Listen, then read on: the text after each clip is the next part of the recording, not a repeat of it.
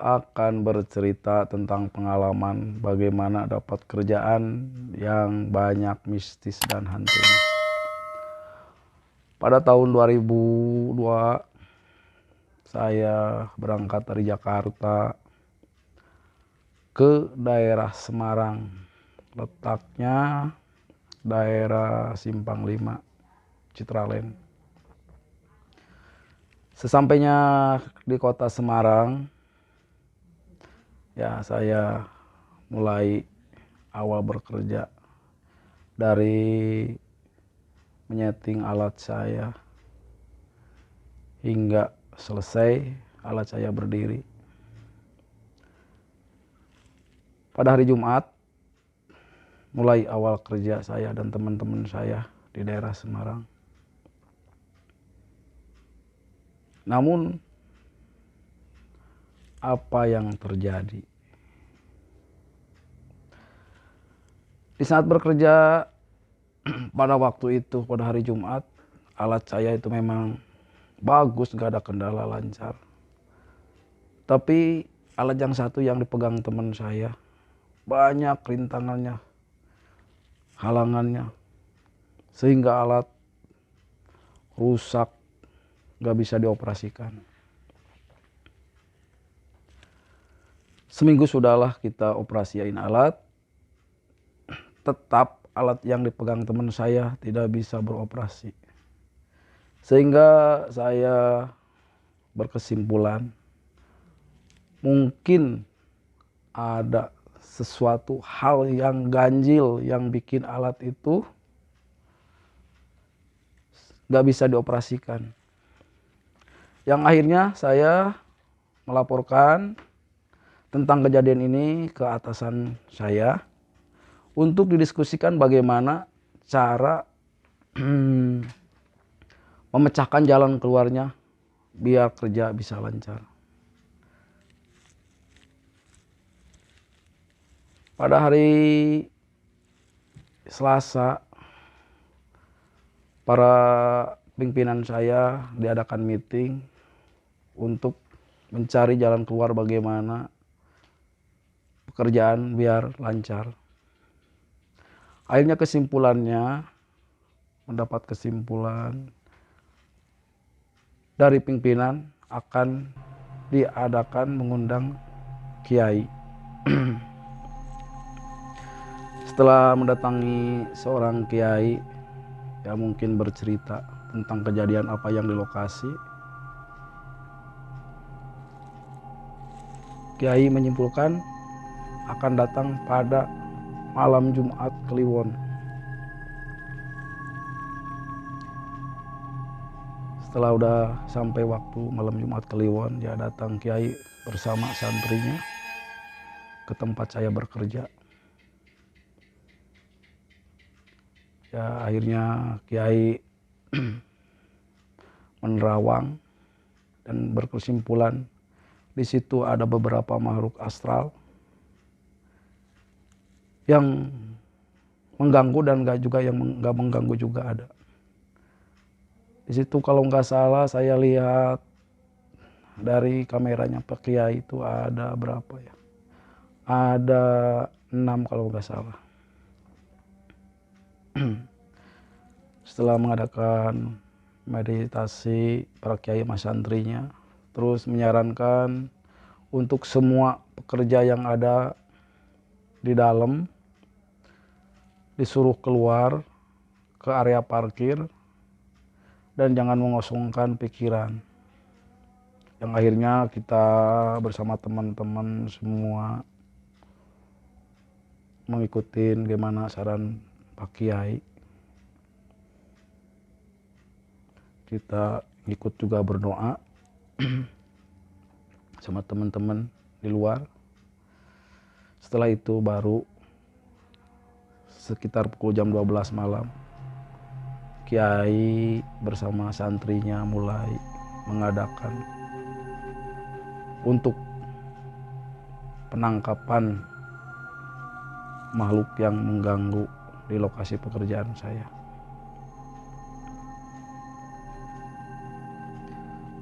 Ya setelah itu semua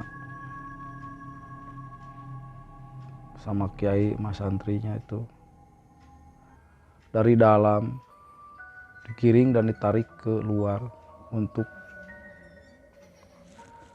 hantu itu ditangkap. Yang akhirnya semua santri dan kiai beramai-ramai menangkap makhluk astral itu yang suka mengganggunya. Yang saya bikin ngerinya, makhluk-makhluk itu benar-benar seram. Itu wajah yang pertama ditangkap itu, wajahnya benar-benar seram itu, menyerupai seorang nenek-nenek berwajah hancur dengan mata keluar. Terus itu yang ditangkap keduanya itu berkepala hewan tuh, kalau nggak salah itu singa, itu bertanduk tapi dengan wujudnya ke bawahnya itu manusia. Sangat mengerikan juga itu, lihat. Yang ketiga itu saya lihat foto kiai juga yang sosoknya tinggi, besar, hitam dengan wajah rusak. Yang keempat juga ada anak kecil botak, gak pakai baju. Yang kelima itu menyerupai cewek, apa kuntilanak apa entah apalah itu, pokoknya cewek tapi serem juga itu.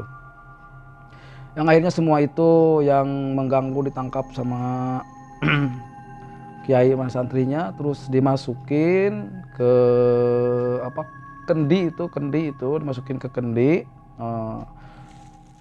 Dan herannya tuh saya tuh setelah dimasukin ke kendi, ditutup ditutup kain hitam, kendi itu jalan sendiri, loncat-loncat itu.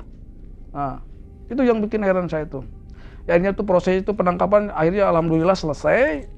Ya akhirnya udah selesai. Terus kiai itu ngasih wejangan untuk ya istilahnya mengadakan apa selamatan lah gitu.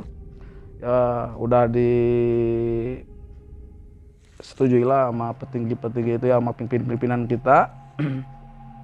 Yang akhirnya besok siang itu hari Jumat mengadakan selamatan dengan dipimpin Pak Kiai. Kita berdoa bersama memohon kepada Allah untuk keselamatan, untuk kelancaran kerja. Alhamdulillah setelah beres proses doa, besoknya saya melanjutkan pekerjaan dengan izin Allah. Pekerjaan saya sampai selesai, gak ada gangguan apapun. Itu pengalaman saya.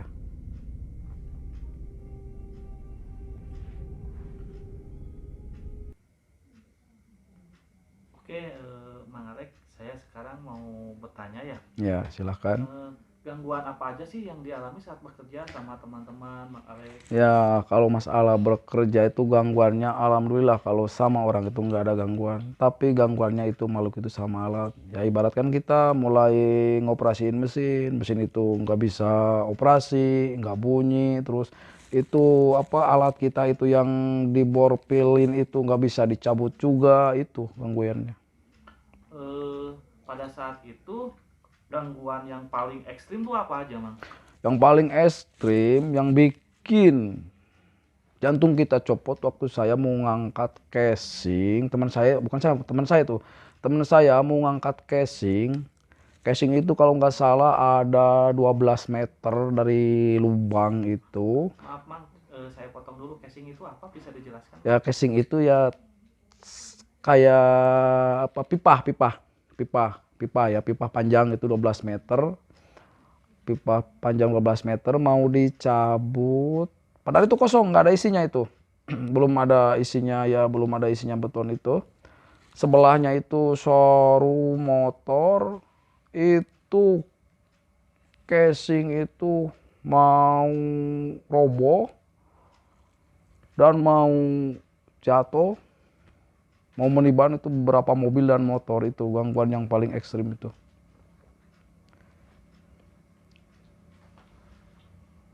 Hmm, untuk selanjutnya, kalau misalkan dulu kan Amang itu kerjanya di bagian apa? Bagian borpil.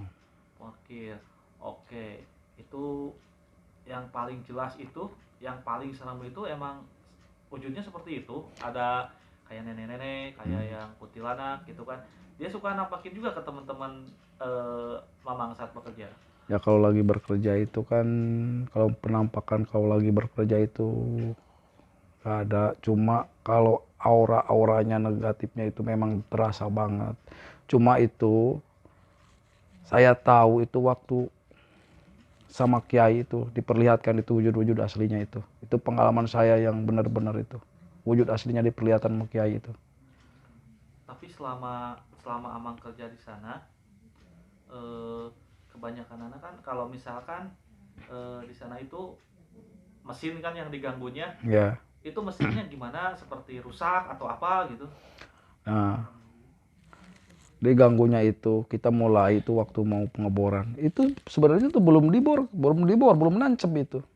Itu ekstrimnya itu. Boran baru ditaruh begini aja, mesin gak kuat ngangkat. Sedangkan itu mesin kalau nggak ada istilahnya gangguan dari makhluk astral itu mesin kekuatannya itu 5 ton aja keangkat. Sedangkan itu pipa borpil cuma berapa? Pipa borpil paling itu 2 kintal. Itu nggak keangkat itu. Ekstrim itu. Oke, jadi itu ketika Pak Kiai nangkap yang hantu-hantu yang usil atau jin-jin yang usil di sana itu, eh, hal apa aja sih yang Amang melihat ketika Kiai itu, para santri itu mulai menangkap jin yang di sana? Yang saya waktu lihat itu, yang benar-benar saya lihat waktu penangkapan itu santrinya yang 3 orang kesurupan.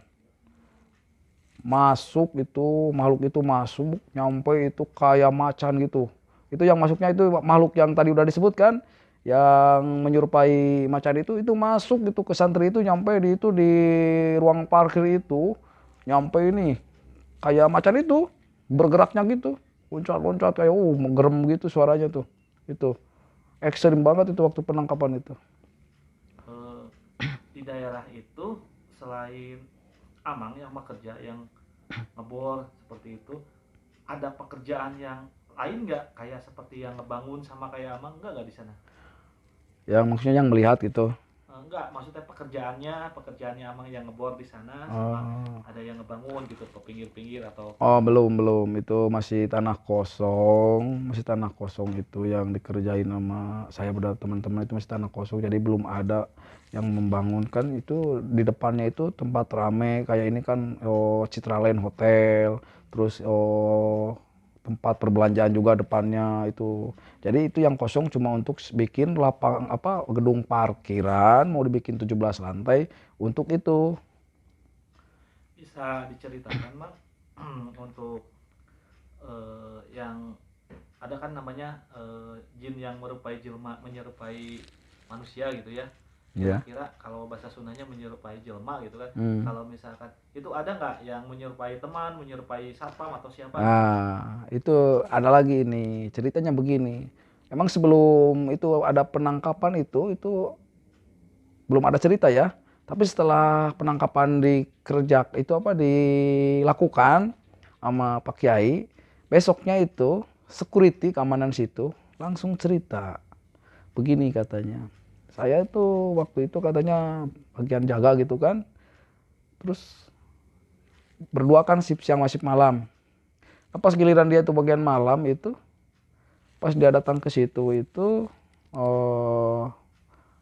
ada itu satpam yang satu lagi keamanan itu yang ya dikira ada itu yang shift siang itu, kok malam ada di situ gitu. Dia kan mau beli nasi goreng. Nah dia langsung begini katanya, oh saya membeli nasi goreng katanya ke sana ke depan, oh nitip dulu ini, ya silahkan oke gitu kan. Nah abis pulang beli nasi goreng yang bagian shift malam itu keamanan itu, nah pas datang ke situ udah nggak ada. Nah pas besoknya kan ketemu lagi pagi-pagi mau ganti shift, terus ditanyain, apa kamu malam ada di sini ya?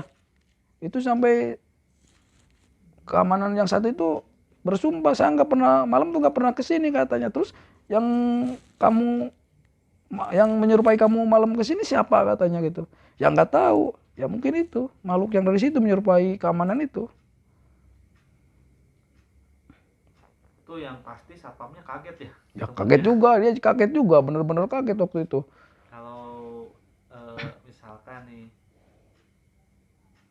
satpam yang itu tuh orang sini, orang asli sana atau emang pendatang juga, Bang? Asli sana, asli orang Semarang juga. Ya. Iya.